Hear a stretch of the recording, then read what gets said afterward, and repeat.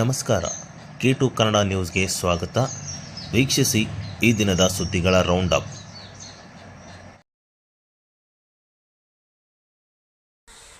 ಗುರುಪೂರ್ಣಿಮೆ ಅಂಗವಾಗಿ ಇಂದು ನಗರದ ಉದ್ಯಾನವನ ಆವರಣದಲ್ಲಿ ಇರುವ ಸಾಯಿ ಮಂದಿರದಲ್ಲಿ ಅದ್ದೂರಿಯಾಗಿ ಗುರುಪೂರ್ಣಿಮೆಯನ್ನು ಆಚರಿಸಲಾಯಿತು. ನಗರದ ಸಾಯಿ ಮಂದಿರದಲ್ಲಿ ಬೆಳಗ್ಗೆಯಿಂದಲೇ ಸಾಯಿಬಾಬನಿಗೆ ವಿಶೇಷ ಕಾರ್ಯಗಳು ಜರುಗಿದವು.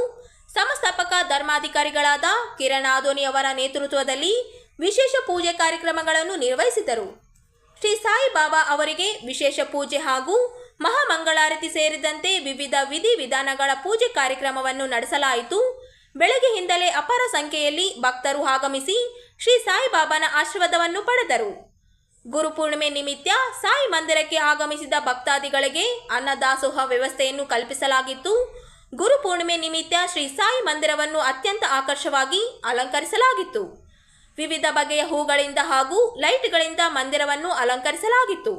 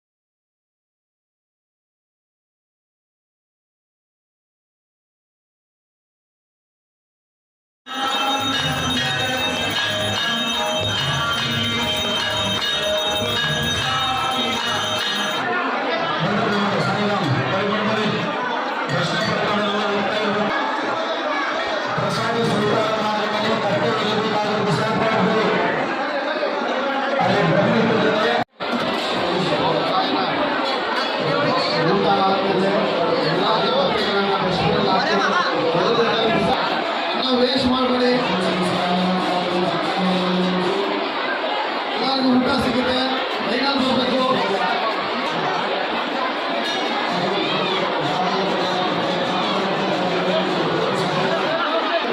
ಬಿಸಾಕ್ ಮಾಡಿ.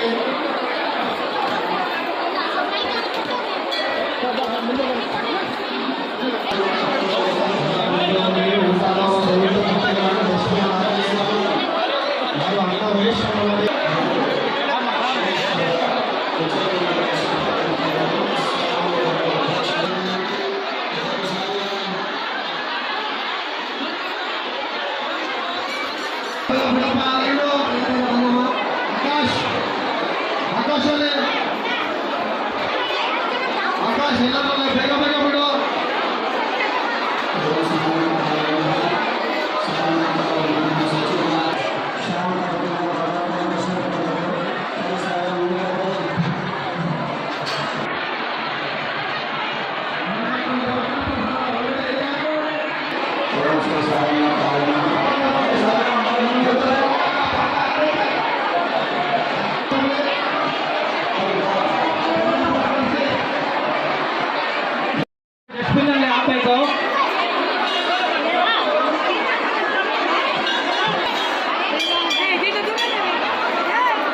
ಊಟ ಆದಮೇಲೆ ಕಲಿಸು, ಎಲ್ಲರಿಗೂ ಪ್ರಸಾದ ಬೇಕು, ದಯವಿಟ್ಟು ಕ್ಷಮಿಸಿ. ಪ್ರಸಾದ ವೇಸ್ಟ್ ಮಾಡಬಾರ್ದು, ಎಷ್ಟು ಬೇಕು ಅಷ್ಟೇ. ಅಕ್ಕ ಬರ್ರಕ್ಕ. ಪೂರ್ಣಿಮೆಯ ಆರ್ಥಿಕ ಶುಭಾಶಯಗಳು ಎಲ್ಲ ವೀಕ್ಷಕರಿಗೆ. ನಮ್ಮ ಸಾಯಿ ಮಂದಿರದಲ್ಲಿ ಬೆಳಿಗ್ಗೆ 4 ಗಂಟೆಯಿಂದ ಸಹಸ್ರಾರು ಸಂಖ್ಯೆಯಲ್ಲಿ ಬಾಬಾರ ದರ್ಶನಕ್ಕೆ ಭಕ್ತಾದಿಗಳು ಬರ್ತಾನೆ ಇದ್ದಾರೆ. ನಾವು ನೋಡ್ತಾ ಇರಬೇಕು. ಇವತ್ತು ನಮ್ಮ ಸಾಯಿ ಮಂದಿರದಲ್ಲಿ ಬೆಳಿಗ್ಗೆ 5 ಗಂಟೆಗೆ ಕಾಕಡ ಆರತಿ ಆಗಿದೆ. ನಂತರ ಪಂಚಾಮೃತಾಭಿಷೇಕ, ರುದ್ರಾಭಿಷೇಕ, ಪುಷ್ಪಾರ್ಚನೆ ಮತ್ತು ಬಾಬಾರವರಿಗೆ ಈಗ ಮಧ್ಯಾಹ್ನ ಆರತಿ ಆಗಿದೆ. 5,000 ಭಕ್ತಾದಿಗಳಿಗೆ ಅನ್ನ ಸಂತರ್ಪಣೆಯನ್ನು ಏರ್ಪಾಡು ಮಾಡಿಕೊಂಡಿದ್ದೇವೆ. ಹಾಗೂ ಸಂಜೆ 6 ಗಂಟೆಗೆ ಪಲ್ಲಕ್ಕಿ ಸೇವೆ, ಇಲ್ಲಿಂದ ಅಯ್ಯಪ್ಪ ಸ್ವಾಮಿ ದೇವಸ್ಥಾನವರೆಗೆ ಪಲ್ಲಕ್ಕಿ ಸೇವೆ ಇರುತ್ತೆ. ನಂತರ 9ವರೆಗೆ ಶೇಷಾರತಿ. ಇಂದು ಗುರುಪೂರ್ಣಿಮಾ ವಿಶೇಷ ಏನೆಂದರೆ ನಮ್ಮ ಸಾಯಿ ಮಂದಿರದಲ್ಲಿ ಶನಿದೇವರ ಪ್ರತಿಷ್ಠಾಪನೆ ಆಗಿದೆ. ಉಜ್ಜಯಿನಿಯಿಂದ ನಾಗಾ ಸಾಧುಗಳು ಬಂದು ಈ ಒಂದು ಶನಿದೇವರ ಪ್ರತಿಷ್ಠಾಪನೆ ಮಾಡಿದ್ದಾರೆ. ಆ ಶನಿದೇವರ ಪ್ರತಿಷ್ಠಾಪನೆಗೆ 8,000 ರುದ್ರಾಕ್ಷಿಗಳನ್ನು ಉಜ್ಜಯಿನಿಯಿಂದ ತಂದು ಈ ಶನಿದೇವರ ಪ್ರತಿಷ್ಠಾಪನೆ ಮಾಡಿದ್ದಾರೆ. ಈ ಒಂದು ಪ್ರತಿಷ್ಠಾಪನಾರ್ಥ ಆ ರುದ್ರಾಕ್ಷಿಗಳು ರಾಯಚೂರಿನ ಸದ್ಭಕ್ತಿಯಲ್ಲಿ ವಿತರಣೆ ಮಾಡಬೇಕನ್ನೋ ಒಂದು ಉದ್ದೇಶದಿಂದ ಆ ಒಂದು ರುದ್ರಾಕ್ಷಿಗಳನ್ನು ಉಜ್ಜಯಿನಿಯಿಂದ ತರಲಾಗಿತ್ತು. ಇವತ್ತು ಆ ರುದ್ರಾಕ್ಷಿಗಳನ್ನು ನಮ್ಮ ಸಾಯಿ ಮಂದಿರದಲ್ಲಿ ಉಚಿತವಾಗಿ ಎಲ್ಲ ಭಕ್ತಾದಿಗಳಿಗೆ ಕೊಡ್ತಾ ಇದ್ದೇವೆ. ಒಂದು ಶನಿದೋಷ ನಿವಾರಣೆ ಆಗಿ ಆಧ್ಯಾತ್ಮಿಕ ಉನ್ನತಿ ಆಗಲೆಂದು ಎಲ್ಲರ ಒಂದು ಪ್ರಾರ್ಥನೆಯಿಂದ ಈ ಒಂದು ರುದ್ರಾಕ್ಷಿಗಳನ್ನು ಕೊಡ್ತಾ ಇದ್ದೇವೆ. ರಾಯಚೂರಿನ ಎಲ್ಲ ಸದ್ಭಕ್ತರಿಗೆ ಬಾಬಾರವರ ಆಶೀರ್ವಾದ ಇರಲೆಂದು ಪ್ರಾರ್ಥಿಸುತ್ತಾ ಎಲ್ಲ ಮಾಧ್ಯಮದವರಿಗೆ ಬಂದಿರತಕ್ಕಂಥ ಎಲ್ಲ ಮಾಧ್ಯಮದವರಿಗೆ ತುಂಬು ಹೃದಯದ ಧನ್ಯವಾದಗಳು. ಸದ್ಗುರು ಸಾಯಿನಾಥನ ಆಶೀರ್ವಾದ ನಿಮ್ಮೆಲ್ಲರ ಮೇಲೂ ಇರಲೆಂದು ಪ್ರಾರ್ಥಿಸುತ್ತೇನೆ. ಧನ್ಯವಾದ. ಓಂ ಸಾಯಿರಾಮ್. ನನ್ನ ಹೆಸರು ಶ್ರೀ ಸಾಯಿ ಕಿರಣ್ ಆದೋನಿ ಗುರುಜಿ, ಸಂಸ್ಥಾಪಕ ಧರ್ಮಾಧಿಕಾರಿಗಳು, ಓಂ ಸಾಯಿ ಧ್ಯಾನ ಮಂದಿರ, ರಾಯಚೂರು.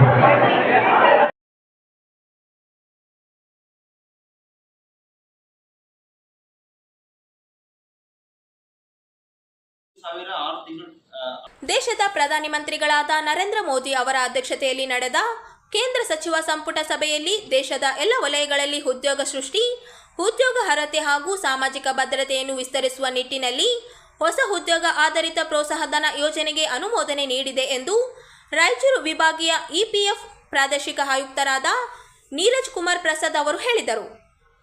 ನಗರದ ಪ್ರಾದೇಶಿಕ ನೌಕರರ ಭವಿಷ್ಯ ನಿಧಿ ಸಂಸ್ಥೆಯ ಸಭಾಂಗಣದಲ್ಲಿ ಹಮ್ಮಿಕೊಳ್ಳಲಾಗಿದ್ದ ಪತ್ರಿಕಾಗೋಷ್ಠಿಯನ್ನು ಉದ್ದೇಶಿಸಿ ಅವರು ಮಾತನಾಡಿದರು. ಉತ್ಪಾದನಾ ವಲಯದ ಮೇಲೆ ವಿಶೇಷ ಒತ್ತು ನೀಡುವಂತೆ ಈ ಯೋಜನೆಯನ್ನು ರೂಪಿಸಲಾಗಿದ್ದು, ಇದರಿಂದ ಉದ್ಯೋಗ ಅರ್ಹತೆಯು ಹೆಚ್ಚುವುದರ ಜೊತೆಗೆ ಮೂಲಕ ಇಪಿಎಫ್ಒ ನೇರವಾಗಿ ಹೊಸ ಉದ್ಯೋಗಗಳಿಗೆ ಹಾಗೂ ಉದ್ಯಮಗಳಿಗೆ ಹಣಕಾಸಿನ ನೆರವು ದೊರೆಯಲಿದೆ ಎಂದರು. ಕೇಂದ್ರ ಸರ್ಕಾರವು 99,446 ಕೋಟಿ ರೂಪಾಯಿಗಳು ವೆಚ್ಚದೊಂದಿಗೆ ಈ ಯೋಜನೆಯನ್ನು ಜಾರಿಗೆ ತರುವ ಮೂಲಕ ಮುಂದಿನ 2 ವರ್ಷಗಳಲ್ಲಿ 3.5 ಕೋಟಿ ಹೊಸ ಉದ್ಯೋಗ ಸೃಷ್ಟಿಸುವ ಗುರಿಯನ್ನು ಹೊಂದಿದೆ ಎಂದರು. ಈ ಯೋಜನೆ ಅಡಿಯಲ್ಲಿ ಸುಮಾರು 1.92 ಕೋಟಿ ಹೊಸದಾಗಿ ಉದ್ಯೋಗಕ್ಕೆ ಪ್ರವೇಶಿಸುವವರು, ಅಂದರೆ ಇದೇ ಮೊದಲ ಬಾರಿಗೆ ನೋಂದಾಯಿಸಿಕೊಳ್ಳುವವರು ಲಾಭ ಪಡೆಯಲಿದ್ದಾರೆ ಎಂದರು.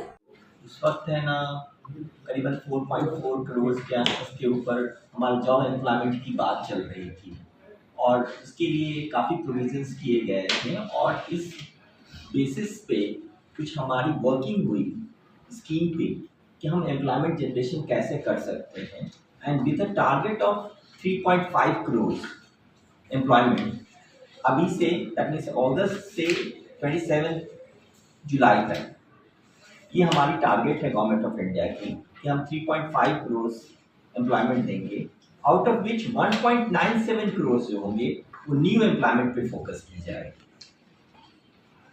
एंड हमारा जो बजट एलोकेशन इस बेसिस पे जो वर्क नोटिफिकेशन जो हुआ है वो 99.946 करोड़ के हुए हैं. That means almost 1 lakh crore ये प्रोविजंस दिए गए हैं. और ये प्रोविज़न जो है वो 2 पार्ट में है. फर्स्ट पार्ट है कि जो एम्प्लॉय वो हम इंसेंटिव कैसे देते हैं. अगर वो जॉब में नया ज्वाइन किया, फर्स्ट टाइमर्स है, तो जॉब में ज्वाइन करेगा तो हम उसको डायरेक्ट इंसेंटिव देंगे गवर्नमेंट ऑफ इंडिया के थ्रू, वो स्कीम में आएगा.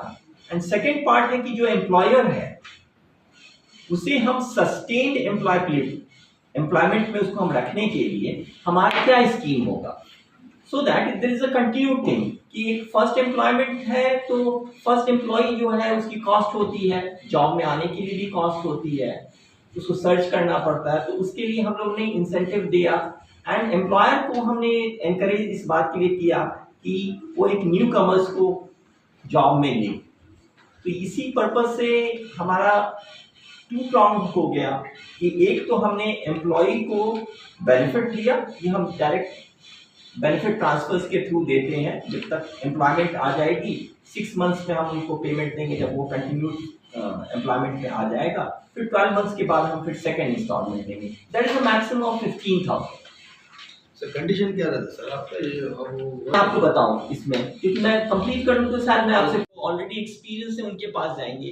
तो गवर्नमेंट ऑफ इंडिया ने इस बात के लिए ध्यान में रखा है कि इन एम्प्लॉयर्स को, जो फर्स्ट टाइमर्स को खास करके जॉब के लिए एनहांस करेंगे, उसको हम 3,000 रुपीज हम उसको देंगे कंटिन्यूसली।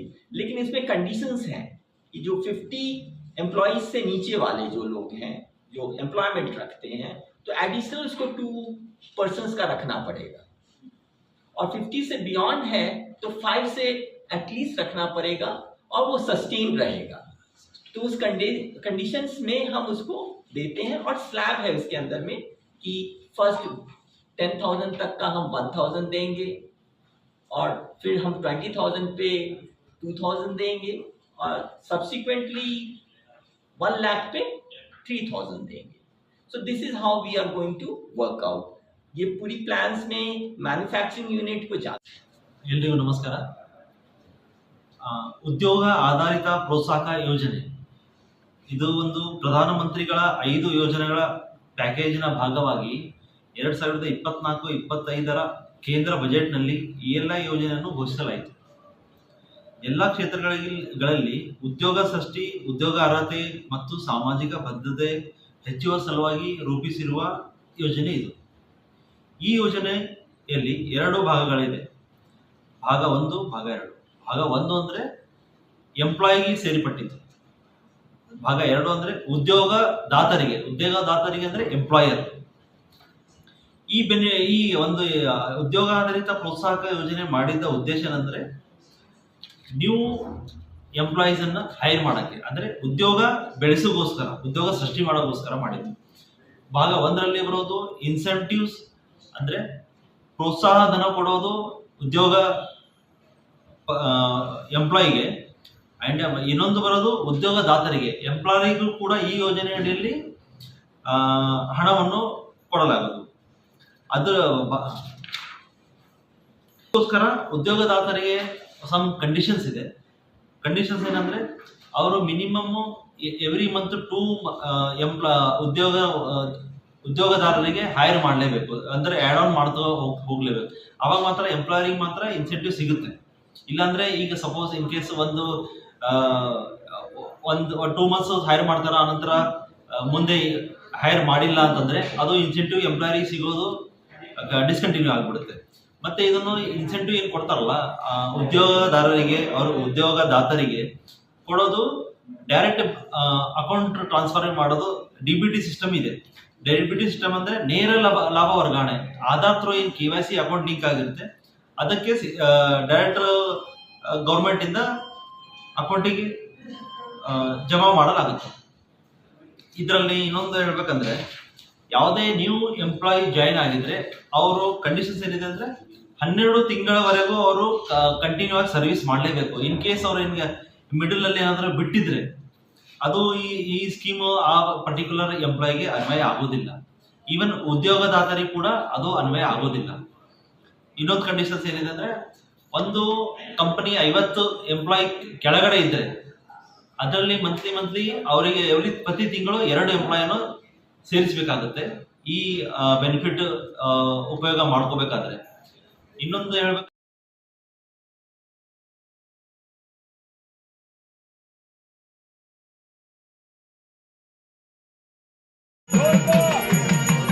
ಮಂತ್ರಾಲಯದ ಶ್ರೀ ರಾಘವೇಂದ್ರ ಸ್ವಾಮಿಗಳ ಮಠದಲ್ಲಿ ಗುರು ಪೂರ್ಣಿಮೆ ನಿಮಿತ್ತ ಪೀಠಾಧಿಪತಿ ಶ್ರೀ ಸುಬದೇಂದ್ರ ತೀರ್ಥರು ಶ್ರೀ ಗುರು ರಾಘವೇಂದ್ರ ಸ್ವಾಮಿಗಳ ಮೂಲ ಬೃಂದಾವನಕ್ಕೆ ವಿಶೇಷ ಪೂಜೆ ಸಲ್ಲಿಸಿ ವಿಜೃಂಭಣೆಯಿಂದ ಗುರು ಪೂರ್ಣಿಮೆ ಆಚರಿಸಲಾಯಿತು.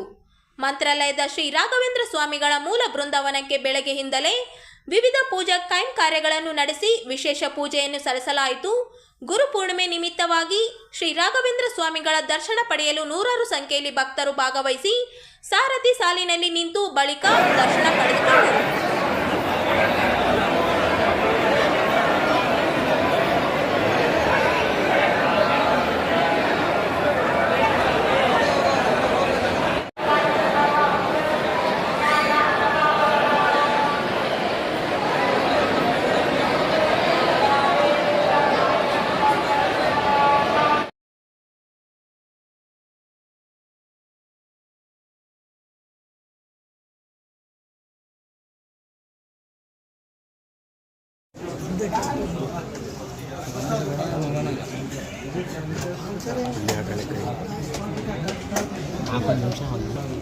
ಇರುವ ಅಧಿಕಾರ ಅವಧಿಯಲ್ಲಿ ನಗರ ಸ್ವಚ್ಛತೆ ಮತ್ತು ನಾಯಿಗಳ ಸಮಸ್ಯೆ ನಿವಾರಣೆಗೆ ಪ್ರಾಮಾಣಿಕವಾಗಿ ಕಾರ್ಯನಿರ್ವಹಿಸುವುದಾಗಿ ಮಹಾನಗರ ಪಾಲಿಕೆ ಮಹಾಪೌರರಾಗಿ ಅಧಿಕಾರ ಸ್ವೀಕರಿಸಿದ ಸಜಿ ಸಮೀರ್ ಅವರು ಹೇಳಿದರು. ಮಹಾನಗರ ಪಾಲಿಕೆಯ ಉಪ ಮಹಾಪೌರರಾಗಿದ್ದ ಅವರು ಮಹಾಪೌರರಾದ ನರಸಮ್ಮ ನರಸಿಂಹಲು ಮಾಡಿಗೇರಿ ಅವರ ಆರೋಗ್ಯ ನಿಮಿತ್ತ ರಜೆ ತೆರಳಿದ ಹಿನ್ನೆಲೆಯಲ್ಲಿ ಮಹಾಪೌರರಾಗಿ ಅಧಿಕಾರ ಸ್ವೀಕರಿಸಿ ಮಾತನಾಡಿದರು. ನಗರ ಸ್ವಚ್ಛತೆ ನಮ್ಮ ಮುಂದಿನ ಬಹುದೊಡ್ಡ ಸವಾಲು ಅಲ್ಲದೆ ಇತ್ತೀಚೆಗೆ ನಾಯಿಗಳ ಅವಳಿ ಬಗ್ಗೆ ಬಂದ ದೂರುಗಳನ್ನು ನಂಬಿರುವ ಪರಿಗಣಿಸಿ 2 ಸಮಸ್ಯೆಗಳ ನಿವಾರಣೆಗೆ ಪ್ರಾಮಾಣಿಕ ಪ್ರಯತ್ನ ನಡೆಸುವುದಾಗಿ ಹೇಳಿದರು. ಚುನಾಯಿತ ಸಮಿತಿಗೆ 4 ತಿಂಗಳ ಕಾಲಾವಕಾಶವಿದೆ. ಮಹಾಪೌರ ರಜೆ ಹಿನ್ನೆಲೆಯಲ್ಲಿ ನನಗೆ ದೊರೆಯುವ ಅವಧಿಯಲ್ಲಿ ಸಾಧ್ಯವಾದ ಸೇವೆ ಸಲ್ಲಿಸುತ್ತೇನೆ. ಸಚಿವ ಎನ್ಎಸ್ ಬೋಸರಾಜು ಮತ್ತು ರವಿ ಬೋಸರಾಜ್ ಅವರು ನನಗೆ ಈ ಅವಕಾಶ ನೀಡಲಿದ್ದಾರೆ. ಸಜಿ ಸಮೀರ್ ಅವರು ಮಹಾಪೌರರಾಗಿ ಅಧಿಕಾರ ಸ್ವೀಕರಿಸುವ ಈ ಕಾರ್ಯಕ್ರಮ ಅದ್ದೂರಿಯಾಗಿ ನಡೆಯಿತು. ಬಾರಿಸುವಿಕೆಯಲ್ಲಿ ಅವರ ಅಭಿಮಾನಿಗಳು ಆಗಮಿಸಿದ್ದರು. ಸುದೀರ್ಘ ರಾಯಚೂರು ನಗರಸಭೆ ಇತಿಹಾಸ ಮತ್ತು ಕಳೆದ ವರ್ಷ ಮಹಾನಗರ ಪಾಲಿಕೆಯಾಗಿ ಮೇಲ್ದರ್ಜೆಗೇರಿದ ನಂತರ ಅವಧಿಯಲ್ಲಿ ಮಹಾಪೌರರಾಗಿ ಅಧಿಕಾರ ಸ್ವೀಕರಿಸಿದ ಪ್ರಥಮ ಮುಸ್ಲಿಂ ನಾಯಕ ಎನ್ನುವ ದಾಖಲೆಯನ್ನು ಸಜಿ ಸಮೀರ್ ಅವರು ಬರೆದಿದ್ದಾರೆ. ನಗರಸಭೆ ಪ್ರಥಮ ಅವಧಿಯಲ್ಲಿ ಅಧ್ಯಕ್ಷ ಸ್ಥಾನಕ್ಕೆ ಸಾಧಿಸಲು ಚಾಲ್ತಿಯಲ್ಲಿತ್ತು. ಆದರೆ ಅಂದಿನ ರಾಜಕೀಯ ಸನ್ನಿವೇಶದಲ್ಲಿ ಈ ವಿನಯ್ ಅವರಿಗೆ ಅಧ್ಯಕ್ಷ ಸ್ಥಾನ ದೊರೆಯಿತು. 2ನೇ ಅವಧಿಯಲ್ಲಿ ಉಪಾಧ್ಯಕ್ಷ ಸ್ಥಾನಕ್ಕೆ ಸಜಿ ಸಮೀರ್ ಆಯ್ಕೆಗೊಂಡಿದ್ದರು. ಕಳೆದ ವರ್ಷ ಕೊನೆಯ ಅವಧಿಯಲ್ಲಿ ನಗರಸಭೆ ಮಹಾನಗರ ಪಾಲಿಕೆಯಾಗಿ ಮೇಲ್ದರ್ಜೆಗೇರಿತ್ತು. ಮಹಾನಗರ ಪಾಲಿಕೆಯ ಉಪ ಮಹಾಪೌರರಾಗಿದ್ದ ಸಜಿ ಸಮೀರ್ ಅವರು ಮಹಾಪೌರರಾದ ನರಸಮ್ಮ ನರಸಿಂಹಲು ಮಾಡಿಗೇರಿ ಅವರ ರಜೆ ಹಿನ್ನೆಲೆಯಲ್ಲಿ ಮಹಾಪೌರರಾಗಿ ಅಧಿಕಾರ ಸ್ವೀಕರಿಸಿದ್ದಾರೆ.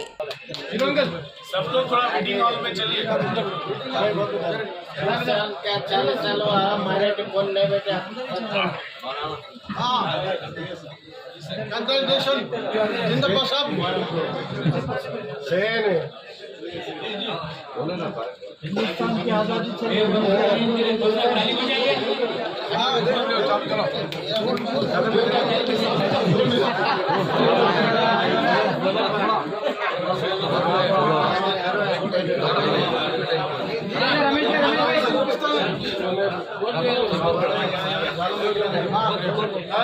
भैया मोबाइल पिक्चर भैया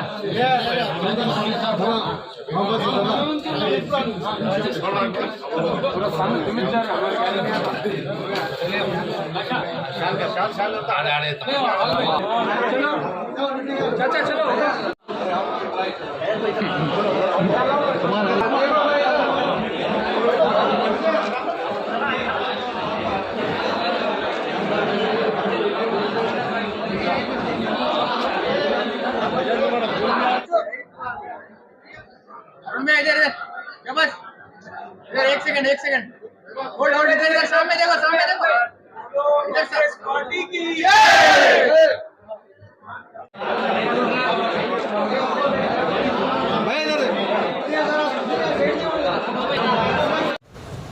ಫಸ್ಟ್ ಟೈಮ್ ಆಗಿದ್ದವ್ರಿಗೆ ಎಲ್ಲ ನಮ್ಮ ಲೀಡರ್ ಎನ್.ಎಸ್. ಬೋಸರಾಜ್ ಸಾಹೇಬ್, ರವಿ ಬೋಸರಾಜ್ ಸಾಹೇಬ್, ವಿಜಯ್ ಕುಮಾರ್ ನಾಯಕ್ ಸಾಹೇಬ್ ಮತ್ತು ನಮ್ಮ ಎಲ್ಲ ಸದಸ್ಯರು ಮತ್ತು ನಮ್ಮ ಡೆಪ್ಯೂಟೇಟ್ ಕ್ಯಾಂಡಿಡೇಟ್ ನಮ್ಮ ಶಾಲಂ ಸಾಹೇಬ್, ನಮ್ಮ ಸೀನಿಯರ್ ಲೀಡರ್ ಬಶೀರುದ್ದೀನ್ ಸಾಹೇಬ್, ಜಯಣ್ಣ ಸಾಹೇಬ್, ಶಾಂತಪ್ಪ ಸಾಹೇಬ್, ಚಿನ್ನಪ್ಪ ಸಾಹೇಬ್, ಎಲ್ಲರೂ ನಮ್ಮ ರಮೇಶ್ ಭಾಯಿ ಇರಲಿ, ತಿಮ್ಮರೆಡ್ಡಿ ಇರಲಿ, ವಾಯಿದ್ ಹಾಜಿ ಮುಬಶೀರ್ ಅವರಿರಲಿ, ಎಲ್ಲ 35ನಾಗ 20 ಮಂದಿ ನನ್ನ ಜೊತೆಗಿದ್ದು 2018ಇಂದ ಎಲ್ಲರೂ ಟ್ರೈ ಮಾಡೀವಿ.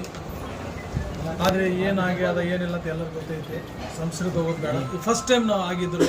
ಈಗ ನಮಗೂ ಏನೈತಿ ಇನ್ಚಾರ್ಜ್ ಕೊಟ್ಟಾಗ ನಾ ಎಲ್ಲ ನಮ್ಮ ಲೀಡರ್ಸ್ಗೆ, ನಮ್ಮ ಸೀನಿಯರ್ ಕಾರ್ಪೊರೇಟರ್ಸ್ ಎಲ್ಲರಿಗೆ ಧನ್ಯವಾದ ಹೇಳ್ತೀನಿ.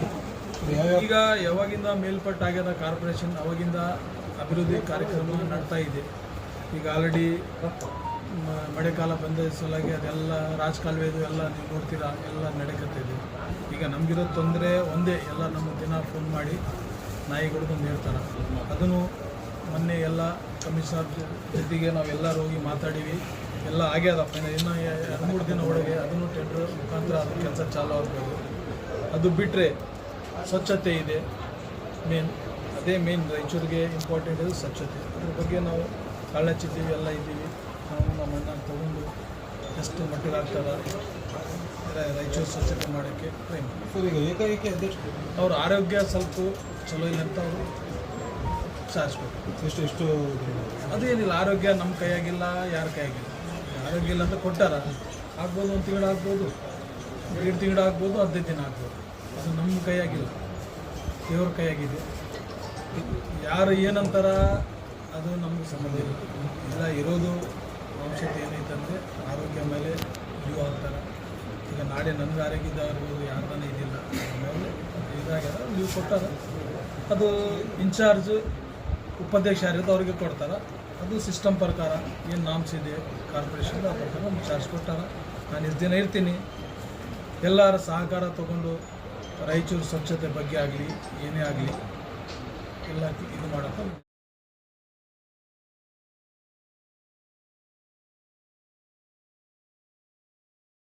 ದಾಸೋತ್ಸವ ಸಮಿತಿ ಹಾಗೂ ಜಯದೀಪ್ತಿ ಅಭಿನಂದನಾ ಸಮಿತಿಯಿಂದ ಜುಲೈ 13ರಂದು ದಾಸ ಸಾಹಿತ್ಯ ವಿದ್ವಾಂಸರಾದ ಡಾಕ್ಟರ್ ಜಯಲಕ್ಷ್ಮಿ ಮಂಗಳಮೂರ್ತಿರವರ ಅಭಿನಂದನಾ ಗ್ರಂಥ ಲೋಕಾರ್ಪಣೆ ಕಾರ್ಯಕ್ರಮ ಜುಲೈ 13ರಂದು ಹಮ್ಮಿಕೊಳ್ಳಲಾಗಿದೆ ಎಂದು ದಾಸೋತ್ಸವ ಸಮಿತಿ ಅಧ್ಯಕ್ಷರಾದ ವೆಂಕಟೇಶರಾವ್ ಕುಲಕರ್ಣಿ ಹೇಳಿದರು.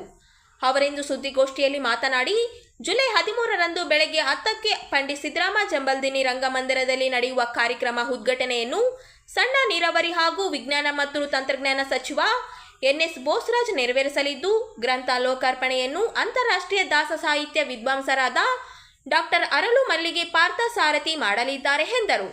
ವಿಶೇಷ ಉಪನ್ಯಾಸವನ್ನು ಸಂಸ್ಕೃತ ವಿಶ್ವವಿದ್ಯಾಲಯ ವಿಶ್ರಾಂತ ಕುಲಪತಿ ಪ್ರೊಫೆಸರ್ ಮಲ್ಲೇಪುರಂ ಜಿ ವೆಂಕಟೇಶ್ ನೀಡಲಿದ್ದು, ಮುಖ್ಯ ಅತಿಥಿಗಳಾಗಿ ಸಂಸದ ಜಿ ಕುಮಾರ್ ನಾಯಕ, ಶಾಸಕರಾದ ಡಾಕ್ಟರ್ ಶಿವರಾಜ್ ಪಟೇಲ್, ಬಸನಗೌಡ ದದ್ದಲ್, ವಿಧಾನ ಪರಿಷತ್ ಸದಸ್ಯರಾದ ಎ ವಸಂತ್ ಕುಮಾರ್, ಮಾಜಿ ವಿಧಾನ ಪರಿಷತ್ ಸದಸ್ಯ ಬಸವರಾಜ್ ಪಾಟೀಲ್ ಈಟಾಗಿ, ತಾರನಾಥ ಶಿಕ್ಷಣ ಸಂಸ್ಥೆ ಅಧ್ಯಕ್ಷ ಪರಸಮಲ್ ಸುಕಾನಿ ಆಗಮಿಸಲಿದ್ದಾರೆ ಎಂದರು. ಅತಿಥಿಗಳಾಗಿ ನರಸಿಂಹರಾವ್ ದೇಶಪಾಂಡೆ, ಜಗನ್ನಾಥ್ ಕುಲಕರ್ಣಿ, ನರಸಿಂಹಲು ವಡವಟ್ಟಿ, ದಾನಪ್ಪ ಯಾದವ್, ಡಾಕ್ಟರ್ ಪ್ರಮೋದ್ ಕಟ್ಟಿ ಸೇರಿದಂತೆ ಅನೇಕರು ಆಗಮಿಸಲಿದ್ದಾರೆ ಎಂದರು. ಅಧ್ಯಕ್ಷತೆಯನ್ನು ದಾಸೋತ್ಸವ ಸಮಿತಿ ಅಧ್ಯಕ್ಷ ವೆಂಕಟರಾವ್ ಕುಲಕರ್ಣಿ ವಹಿಸಲಿದ್ದು, ಡಾಕ್ಟರ್ ಜಯಲಕ್ಷ್ಮಿ ಮಂಗಳಮೂರ್ತಿ ಗೌರವ ಉಪಸ್ಥಿತಿ ಇರಲಿದ್ದು, ಅಭಿನಂದನಾ ನುಡಿಗಳನ್ನು ಡಾಕ್ಟರ್ ಶೈಲಜಾ ಕೊಪ್ಪರ, ಡಾಕ್ಟರ್ ರಾಜಶ್ರೀ ಕಲ್ಲೂರ್ಕರ್ ಮಾತನಾಡಲಿದ್ದಾರೆ ಎಂದರು. ಸುಮಾರು 890 ಪುಟಗಳ ಗ್ರಂಥದಲ್ಲಿ ಜಯಲಕ್ಷ್ಮಿ ಮಂಗಳಮೂರ್ತಿರವರ ಬದುಕು ಬರಹ ಒಳಗೊಂಡ ನಾಡಿನ ಖ್ಯಾತ ಲೇಖಕರ ಲೇಖಗಳಿವೆ ಎಂದರು. ಅವರೊಬ್ಬ ಶ್ರೇಷ್ಠ ಪ್ರಾಧ್ಯಾಪಕಿಯಾಗಿ, ಹಿತಚಿಂತಕಿಯಾಗಿ, ವಿದ್ಯಾರ್ಥಿಗಳ ಅಚ್ಚುಮೆಚ್ಚಿನ ಗುರುವಾಗಿ, ಸಾಹಿತ್ಯ ಕ್ಷೇತ್ರದಲ್ಲಿ ತಮ್ಮನ್ನು ತಾವು ತೊಡಗಿಸಿಕೊಂಡು ಹಲವಾರು ಗ್ರಂಥಗಳನ್ನು ತಂದಿರ್ತಕ್ಕಂಥದ್ದು ತಮಗೆಲ್ಲರಿಗೂ ವಿದಿತವಾದಂಥ ವಿಷಯ. ಇಂದಿನ ದಿನಮಾನಗಳಲ್ಲಿ ವಿದ್ವಾಂಸರನ್ನು ಗುರುತಿಸಿ ಅವರಿಗೆ ಬೆಂಬಲವನ್ನು ನೀಡಿ ಅವರ ಜೀವನ ಸಾಧನೆಯನ್ನು ಪರಿಚಯ ಮಾಡತಕ್ಕಂಥ ಕೆಲಸ ಕಾರ್ಯಗಳು ಕಾಲಕಾಲಕ್ಕೆ ನಡೆಯಬೇಕಾಗ್ತದೆ. ಇದು ಸಾಹಿತಿಗಳಿಗೆ ಸಮಾಜ ಕೊಡ್ತಕ್ಕಂಥ ಒಂದು ಗೌರವ ಅಂತ ನಾವು ಭಾವಿಸ್ತೇವೆ. ಅಂಥವರನ್ನು ನಾವು ಗೌರವಿಸಬೇಕಾಗ್ತದೆ.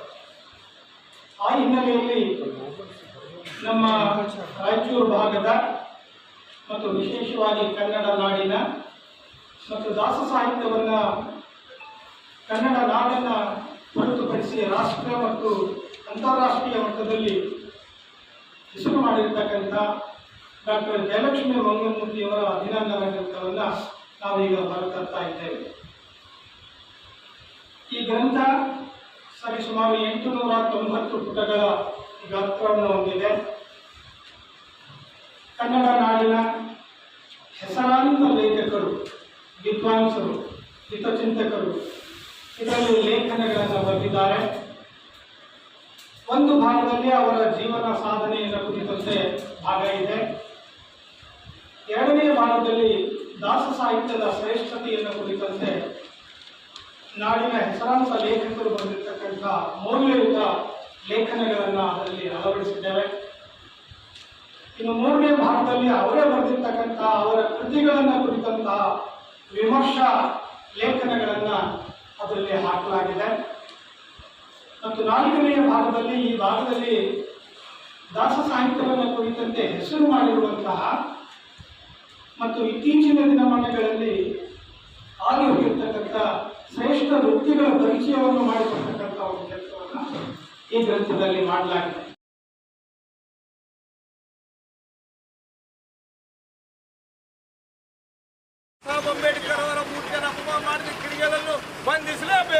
ಸಂವಿಧಾನ ಶಿಲ್ಪಿ ಡಾಕ್ಟರ್ ಬಿಆರ್ ಅಂಬೇಡ್ಕರ್ ಪುತ್ಥಳಿಗೆ ವಿಕಾರ ಪ್ರಕರಣದ ಆರೋಪಿಗಳನ್ನು 24 ಗಂಟೆಯೊಳಗೆ ಬಂಧಿಸುವಲ್ಲಿ ವಿಫಲಗೊಂಡ ಅಧಿಕಾರಿಗಳನ್ನು ಅಮಾನತುಗೊಳಿಸುವಂತೆ ಅಂಬೇಡ್ಕರ್ ಸೇನೆ ಆಗ್ರಹಿಸಿದೆ. ಜಿಲ್ಲೆ ಸಿರವಾರ ತಾಲೂಕಿನ ಅರವಿ ಗ್ರಾಮದಲ್ಲಿ ದಿನಾಂಕ 3 ಮಧ್ಯಾಹ್ನ ರಾತ್ರಿ ಸಮಾಜ ಘಾತಕರು ಮತ್ತು ಕಿಡಿಗೇಡಿಗಳು ಅರವಿ ಬಸ್ ನಿಲ್ದಾಣ ಸರ್ಕಲ್ನಲ್ಲಿರುವ ಸಂವಿಧಾನ ಶಿಲ್ಪಿ ಡಾಕ್ಟರ್ ಬಿಆರ್ ಅಂಬೇಡ್ಕರ್ ಪುತ್ಥಳಿಗೆ ಧ್ವಂಸಗೊಳಿಸಿ ಮೂರ್ತಿಯನ್ನು ವಿಕಾರಗೊಳಿಸಿದ್ದಾರೆ. ಈ ಸುದ್ದಿ ತಿಳಿದ ತಕ್ಷಣವೇ ಸ್ಥಳೀಯರು, ಸಿರವಾರ ಮಾನ್ವಿ ಮತ್ತು ಸುತ್ತಮುತ್ತಲಿನ ಗ್ರಾಮಸ್ಥರು ಮತ್ತು ಗ್ರಾಮದ ಮುಖಂಡರು ಹಾಗೂ ಅಂಬೇಡ್ಕರ್ ಅವರ ಅನುಯಾಯಿಗಳು, ಅಭಿಮಾನಿಗಳು ಹಾಗೂ ಇತರೆ ದಲಿತ ಸಂಘಟನೆಗಳ ಸಮ್ಮುಖದಲ್ಲಿ ಈ ಘಟನೆಯನ್ನು ಖಂಡಿಸಿ ಡಾಕ್ಟರ್ ಬಿಆರ್ ಅಂಬೇಡ್ಕರ್ ಅವರ ಪುತ್ಥಳಿ ಮುಂದೆಯೇ ಧರಣಿ ನಡೆಸಲಾಯಿತು. ಪ್ರತಿಭಟನಾ ಸ್ಥಳಕ್ಕೆ ಆಗಮಿಸಿದ ತಹಶೀಲ್ದಾರರಾದ ರವಿ ಅಂಗಡಿ ಅವರು ಮತ್ತು ಸಿರವಾರ ಪೊಲೀಸ್ ಠಾಣೆ ಪಿಎಸ್ಐ ಅಮರೇಗೌಡ ಹಾಗೂ ಸಿಪಿಐ ಶಶಿಕಾಂತ್ ಅವರು ಬಗ್ಗೆ 24 ಗಂಟೆ ಒಳಗೆ ಮೂರ್ತಿಯನ್ನು ಭಗ್ನಗೊಳಿಸಿರುವಂತಹ ಆರೋಪಿ ಮತ್ತು ಕಿಡಿಗೇಡಿಗಳನ್ನು ಬಂಧಿಸಿ ಕಾನೂನಾತ್ಮಕ ಕ್ರಮ ಕೈಗೊಳ್ಳುವುದಾಗಿ ಭರವಸೆ ನೀಡಿದರು. ಅಧಿಕಾರಿಗಳ ಭರವಸೆ ಹಿನ್ನೆಲೆಯಲ್ಲಿ ಪ್ರತಿಭಟನೆ ಹಿಂಪಡೆಯಲಾಗಿತ್ತು. ಆದರೆ ಇಲ್ಲಿಯವರೆಗೂ ಆರೋಪಿಗಳ ಬಂಧನೆ ನಡೆಯದೇ ಇರುವುದು ಸಂಬಂಧಪಟ್ಟ ಅಧಿಕಾರಿಗಳ ವೈಫಲ್ಯವೇ ಕಾರಣ ಎಂದು ಆರೋಪಿಸಿದ ಪ್ರತಿಭಟನೆಕಾರರು ತಕ್ಷಣ ಅವರ ವಿರುದ್ಧ ಕ್ರಮಕ್ಕೆ ಒತ್ತಾಯಿಸಿದ್ದಾರೆ. ಈ ಪ್ರತಿಭಟನೆಯಲ್ಲಿ ವಿಶ್ವನಾಥ್ ಪಟ್ಟಿ, ಬಂದೇಶ್ ರಾಜ್ ಪ್ರಸಾದ್, ಶರಣಪ್ಪ ಸೇರಿದಂತೆ ಅನೇಕರು ಉಪಸ್ಥಿತರಿದ್ದರು. ನಂಬ್ಕೊಂಡು ಇಡೀ ರಾಷ್ಟ್ರ ಮಟ್ಟದಲ್ಲಿ ನಾವು ನಿಮ್ಮ ಭರವಸೆ ಕೊಡ್ತೀವಿ. ನಮ್ಮ ನಾಯಕಿಗೆ ಯಾವ್ದು ಥರ ನೀವು ಇದುವರೆಗೆ ಆಯಿತು ಖಂಡನೆ ಮಾಡಿ ಒಬ್ಬ ಅಕ್ಯೂಸನ್ ಬಂಧನ ಮಾಡಲಿಲ್ಲ ಬಂದರೆ ನಮ್ಗೆ ಭಾಳ ದೊಡ್ಡ ಬೇಜಾಗುತ್ತೆ. ಇಲ್ಲ, ದಯವಿಟ್ಟು ಮಾಡಿಸೋದ್ ಜೊತೆಗೆ ಸರ್ ಒಂದು ನಿಮಿಷ CPI ಆಗಿರ್ತಕ್ಕಂಥ ಶಶಿಕಾಂತ್ ಮತ್ತು ಆಮೇಲೆ PS ಅಮರೇಗೌಡ ಪಾಠ ಈ ಕೂಡಲೇ ನೀವು ಅಮಾನತು ಮಾಡಬೇಕು. ಯಾಕಂದರೆ ಘಟನೆ ಆಗಿದ ತಕ್ಷಣ ನೀವೇ ಬಂದು ಹೇಳಿದ್ಮ್ಯಾಗ 6 ದಿನ ಬೇಕಾಗ್ತದಪ್ಪ ಅಂದ್ರೆ ಎಷ್ಟು ದೊಡ್ಡ ದುರ್ಗತಿ ಸರ್ ನಮ್ಗೆ. ನಿಮ್ಮಂಥ ಒಳ್ಳೆ ಅಧಿಕಾರ ಮೇಲೆ ನಾವು ಭರವಸೆ ಇಟ್ಕೊಂಡು ಕುಂತೀವಿ. ನಿಮ್ಮ ಕೈ ಕೆಳಗಿರ್ತಕ್ಕಂಥ ಅಧಿಕಾರಿಗಳು ಬೇಜವಾಬ್ದಾರನ. ನಾವು ಇಲಾಖೆಗೆ ಗೌರವ ಕೊಡಬೇಕು, ನಿಮಗೂ ಗೌರವ ಕೊಡಬೇಕು. ನಿಮ್ಮ ಕೆಳಮಟ್ಟದ ಅಧಿಕಾರಿಗಳು ಏನು ಮಾಡ್ತಾರೆ ಅನ್ನೋದು ಒಂದು ಗೊತ್ತಾಗಲ್ಲ. ದಯವಿಟ್ಟು ಇವಾಗ ಅವ್ರು ಬಂದು 24 ತಾಸು ಅಂತ ಟೈಮ್ ತೊಗೊಂಡೋದ್ರು, ಅವ್ರು 6 ದಿನ ನೆಗ್ಲಿಜಮ್ ಮಾಡಿದ್ರು. ಇವಾಗ ನಿಮ್ಮ ಹತ್ರ ಬಂದು ನೀವೇ ನಮ್ಗೆ ಆಶ್ವಾಸನೆ ಕೊಡ್ತೀವಿ. ಒಂದು ಟೈಮ್ ಕಾಲಾವಕಾಶ ಕೊಡ್ತಾರೆ ನಿಮ್ಮ ಹೆಸರು ಮೇಲೆ. ಇಲ್ಲಾಂದ್ರೆ ನಾವು ಮುಂದಿನ ಹೆಜ್ಜೆಯಲ್ಲಿ ಶುರುವಾರ ಬಂದಿದೆ ಅಂತ ಒಂದು ಮೀಟಿಂಗ್ ಮಾಡ್ಕೊಂಡಿದ್ವಿ. ಮತ್ತು ಆ ಒಂದು ಬಂದ ಕಾರ್ಯಕ್ರಮವನ್ನು ನಮಗೂ ಶೋಭೆ ತರಲ್ಲ. ನಿಮ್ಮ ಇಲಾಖೆಗೆ ಪೂರ ಅಗೌರವ ಹೋಗತಕ್ಕಂಥ ಕೆಲಸ ಆಗಬಾರ್ದು ಅಂತ ನಾನು ನಿಮ್ಮ ಹತ್ರ ಮನವಿ ಮಾಡಕ್ಕೆ ಸಾಂಕೇತಿಕವಾಗಿರ್ತಕ್ಕಂಥ ಧರಣಿ ನಿಮ್ಮ ಇಲಾಖೆ ಅಧಿಕಾರಿಗಳು ಯಾವ ಥರ ವೈಫಲ್ಯ ಇದೆ ಅಂತ ನಾನು ನಿಮ್ಮ ಹತ್ರ ಬಂದು ತೋರಿಸ್ತಾ ಇದ್ದೀನಿ. ಇದಕ್ಕೆ ನೀವು ಏನಾದರೂ ನನಗೊಂದು ಭರವಸೆ ಕೊಟ್ಟೇ ಹೋಗ್ಬೇಕಿಲ್ಲ. ಮಾಧ್ಯಮದವರಾದ ಇಲ್ಲಿ ನಮ್ಮ ಸಮುದಾಯ ಜನ ಇದ್ದಾರೆ, ನಮ್ಮ ಸಂಘಟನೆಕಾರರಿದ್ದಾರೆ. ಇವರು ಕೂಡಲೇ ಸಸ್ಪೆಂಡ್ ಮಾಡಿ. ಶಶಿಕಾಂತ್ ಅವ್ರು ಅಲ್ಲೇ ಇದ್ರಲ್ಲ, ಅಲ್ಲೇ ಅವರೇ ತಗೊಂಡ್ರು. ಇವಾಗ ನಾನು ಸ್ಟ್ರಿಕ್ಟ್ ಆ್ಯಕ್ಷನ್ ತೊಗೊಲಿಕ್ಕೆ ಮುಂದಿನ ಇಂಥ ಘಟನೆಗಳ ಆಸ್ಪದ ಜಾಸ್ತಿ ಆಗ್ತವೆ ಸರ್. ಅದು ನಾವು ಹೇಳೋದು ಅಷ್ಟೇ.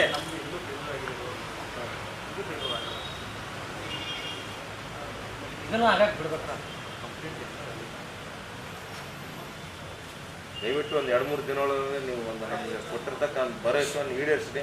ಇಲ್ಲಪ್ಪ ಅಂದರೆ ದಯವಿಟ್ಟು ಸಿರವಾರದ ತಾಲೂಕು ಬಂದಂಥ ಕಾರ್ಯಕ್ರಮ ನಾವು ಮುಂದಿನ ದಿನಗಳು ಮಾಡಬೇಕಾಗ್ತದೆ. ದಯವಿಟ್ಟು ಇದನ್ನು ನೀವು ಮನವಿ ಅಂತ ತಿಳ್ಕೊಳ್ರಿ, ಎಚ್ಚರಿಕೆ ಅಂತ ತಿಳ್ಕೊಳ್ರಿ, ಆಯಿತಾ? ನಿಮ್ಮ ಇಲಾಖೆ ಮೇಲೆ ಗೌರವ ಇಟ್ಕೊಳ್ರಿ. ನಮಗೆ ಒಂಥರ ಮುಜುಗರ ಮಾಡೋಕ್ಕೆ ಹೋಗ್ಬಾರ್ದು ಸರ್, ದಯವಿಟ್ಟು ಪ್ಲೀಸ್. ಹಾಂ, ಥ್ಯಾಂಕ್ ಯು.